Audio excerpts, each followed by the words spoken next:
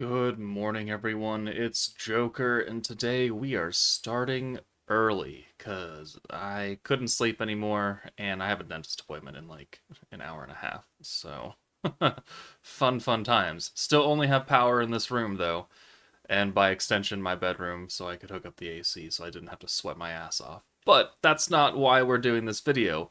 We're doing this video because we have the skill preview for the new Hanada, and she looks to be interesting, I guess. So let's go ahead and put this up here. So she is dark and she is a single target, like I predicted. Physical 490% and then 1.5% extra damage. So she is just straight up ult damage on her ult, no other special effect. Her second skill, though, transfers another random's character's soul card, which, okay, they've changed the wording on this now, times 3 to self. So what that does is it's essentially Light Shuna right here. So we go take a look at Light Shuna, transfers another random character's soul card times 3 to self, and then she increases her own orb damage by 10%. Hinata gives all blue gauge increase by 10%, which a lot of the other characters are doing. Like the orb changing, the all the other like Ramrus on her charm, she's giving 10%. On Valentine's charm, she's giving 10%. So those don't stack. So it's not like you get 20, 30, 40. It's just 10 across the board, regardless of what turn you use it on. If you use 3 of them, then it's still 10%. So, I mean, it's not a terrible skill because we've seen how often we use this Shuna to almost completely negate RNG for orbs on random different turns because orb changing to stealing 3 orbs is very powerful because there are very high chances you get 3 orbs for somebody, 4 orbs, 5 orbs. Sometimes if RNG loves you, you get a full natural 6 orb of something and then you don't need her. But I've personally used Shuna on this summer team to negate that turn 2 RNG for beatdown battle. So it's not like it's a terrible skill. Um, but the other thing to note is the other skill cost, 25 points. So automatically, because she has this orb steal, she is not that triple orange orb changer because it's not going to be a 25-point cost for a triple orb change. It's just not. So that's going to be minimum 30, just like Guy and Megamine. And I guess the skill fused water Shuna because she does a triple change for 3 oranges to 3 blues. So we know that she is not going to be part of whatever incoming orange meta is. But we do know a few other things. So bringing over my Discord, so shout out to, well, it used to be Mr. L, now it's Aurora for data mining. But we have the data download assets in here. And taking a look at it, we have the Jubilee, which isn't coming until Thursday. We have defense battle against MILIM and Father Midray, I think is what his name is. We've got the Veldor and MILIM drama scenario, but then we go down a little further, and we have a new special pack, which is going to we'll talk about in a second, and then we have this skill right here, and this is the Charm Strike, right? So if we take a look at the game, we have a few units that charm on this team. We have the new Ramrus, which she's right here, and she's got the double heart skill, and it's very obviously the double hearts. So this is charms, enamor, whatever you want to call it. Increases the ult gauge of everybody up front by 15% at the end of the enemy's turn. Both Ramrus and Valentine have this skill. Okay, so we are charming people on this team. Now, the fact that it has a sword and an arrow up means it's a damage skill, which means this is Charm Strike, which means that if an enemy is charmed, you will do whatever percent extra damage to that unit. It's kind of like Stun Strike, Pierce Power. Like, you'd have to have something activated for this to actually work. So if you were to use this buff and they're not charmed, it would do literally nothing. But we have a unit that does have Charm Strike, and her name is Space Shion. So let's go find her real fast. There she is. So we'll notice that she has her own pierce power and pierce rate, but then she has this. So she charms and increases her own charm strike by 15%. And these skills do not look the same. But that is because this is first and foremost a charm effect, right? This is not just a charm strike.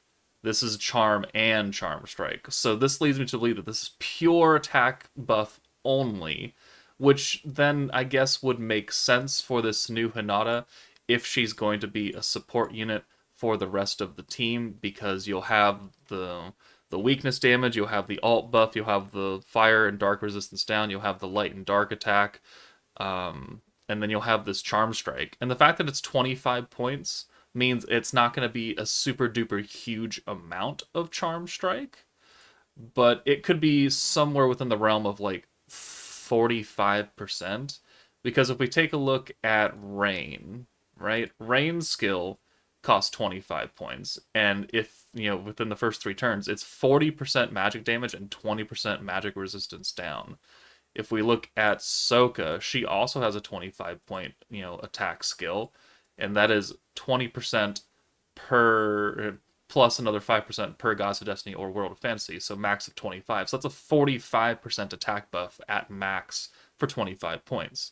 So this 25 point charm strike for Hanada, assuming that it actually is charm strike, which I have like a 99% chance that it is. This could range anywhere from, 25 plus another 5 per summer memory unit, or 20 for the first, or 40 for the first 3 turns, and then it drops down like Rain. It could just be a flat up like 45% charm strike because it's very particular and you need the charm to be active. So I could see a case for them buffing the attack, so it's not conditional. It's just you get 45% charm strike if they are charmed, right? I could see that because magic and attack buff, is good on for everybody, right? That's why they made it conditional. The charm, like you do need something to happen, but it's not nearly as impactful. I think it is just another kind of straight attack buff, so just like stun strike. So I mean, going off of that without knowing her trait and her valor trait and everything, she's in a weird spot because we know that we use Light Shuna for a lot of things, right? So having another triple orb stealer is nice as far as utility is concerned, and there are a number of units that do charm now, especially a free-to-play unit, so it's not like you won't ever use Hanada for, the charm strike, because it should be, for everybody. It shouldn't just be for only summer memories units, and if it is, then it's bad, or not great. But I don't know. If you have Shuna, I really don't think you need this Hanada, because even at 45% charm strike, she's not going to do as much damage as, the Guy Violet combo. She's not. She's going to do less damage than that. And now, if we take a look at the team as it would stand now, you would swap, I guess, either Violet or you'd probably swap Violet out for this Hanada, realistically. And so you'd have crit plus the 30% resistance down, you'd have the alt, you'd have the charm strike, you'd have the weakness, and you'd have the attack and dark attack, which, I mean, works, right? Because they're all, significant buffs. But whatever this 45%, 40, 20, 50, I don't know, 50, whatever it is, charm strike, it's not going to do as much damage as if you had, Guy, Violet, and physical Rimuru here for that big mommy nuke. So, if you have Shuna, I really don't think you need this Hanada. If you don't have Shuna and you want a triple orb changer, I get it, because you'll probably get a lot of use out of it for a lot of teams, even if she's only triple orb changing or stealing, and that is it. So it's kind of a toss-up right now. I'd have to see her full kit before I could give it a definite answer. But to throw another wrench into everything, we do have one more small little important thing to go over. and that is from the thumbnail. We have a World of Fantasy rerun coming, which I expected. I expected the fantasy rerun to come this month because we didn't have it last month. Um, it is very difficult for me to tell people not to summon on this banner because of FREY and MILIM. FREY is one of the best protectors in the game, giving, 3 and 3 orb changing to greens, giving you 40 skill points, and giving all physical characters crit. I mean, that's a really, really, really good kit. MILIM is a very, very powerful single target DPS who's based on crit.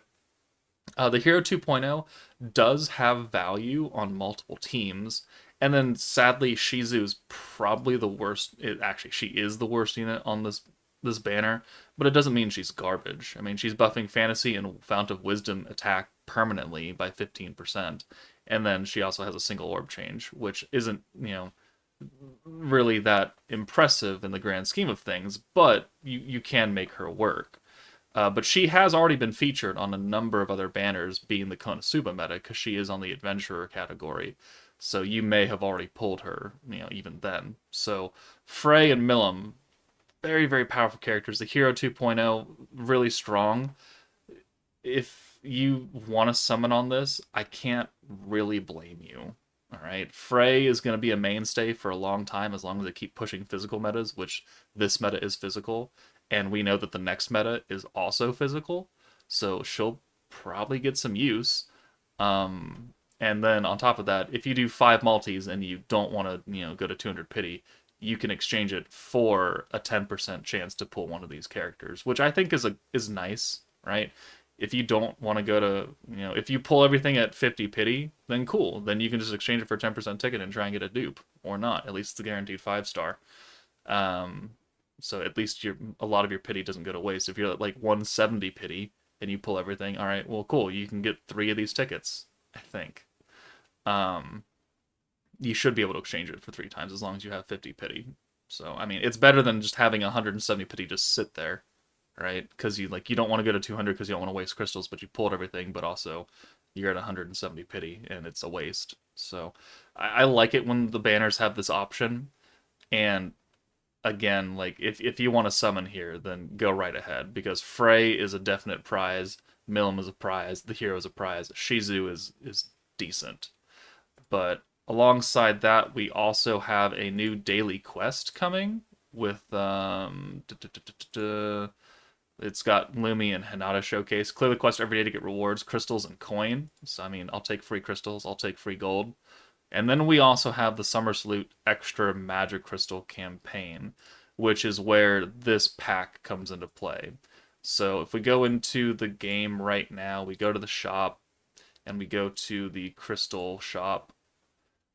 So these are the normal packs: 1,000, 475, 275 for $80. When the extra crystal campaigns come along every so often, they have a new pack. $80 gets you 1,500 crystals. For $40, you get like 800 something, 900 something crystals. With this pack, you get like 500 crystals for the same price. So it's literally like 1.5 times value. These are really, really good packs to pick up if you spend money on the game, because they are insane value. Because instead of 3 multis and 100 crystals for $80, you get 5 multis for $80. Just straight up.